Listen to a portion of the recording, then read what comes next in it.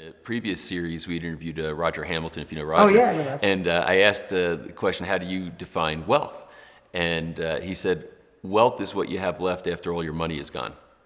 And I thought that was a Wow, that's really great. I Isn't love that a that. really good definition? I'm gonna think about that forever. Yeah, it's just like, and to me, that's what it sounded like, saying, hey, you know what, all the money we're gone, my wealth are all these things that I have in place, which includes your intellectual capital to go recreate it. Of course. Again. And the thing I'll say though, Patrick, is I'm not gonna poo-poo on wealth.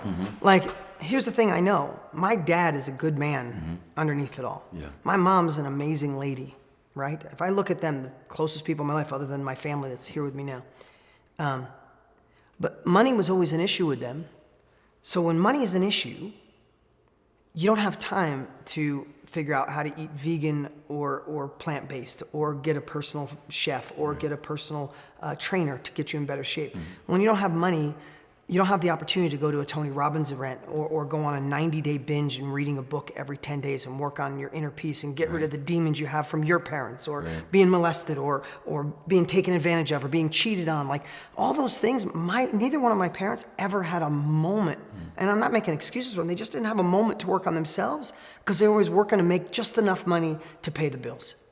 Yeah, right? You're in survival. So you're in survival mode, and who could blame them? Right. So what I say is, when people say money can't buy happiness, like BS. Like, I believe if you build a core for success, and that's start, you have to have the mindset and the foundation and the habits. Without that, you're gonna be spinning your wheels and you'll dabble in everything. Then bring in the right capabilities, whether that's a Shopify, real estate, in the self-education, whatever it is, a million different things, being a chiropractor, being a doctor. You have that foundation, they're the people who win. Right. Look at the people successful in your life, they have a mindset that gets them over the obstacles. Right. Plug in anything, they'll be successful, right? If you plug in that, success happens, right? So for me, if you can sacrifice a year or 3 or 5, because those years are gonna go by anyway. That's right.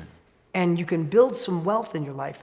For me, when I got money out of the way, it's when I started to look internally. And I'll tell you, when I wasn't running to chase the money to have freedom, when that stopped, it was a weird time in my life.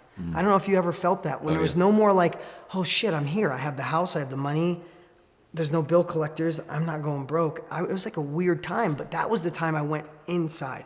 That's the time I started getting therapy on a deep level, reading books obsessively, reading books that healed my soul and my past wounds, and saw what I messed up in last relationships and said, why did I do that? And how I could be a better man, better father than my father was.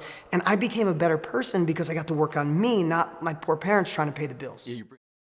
You aren't stuck. There is something you can do to claim the life you want. Wealth breakthroughs can change everything. Yours is waiting. For the first time ever, Mastering Wealth is about to go from hard to easy with Wealth Breakthroughs.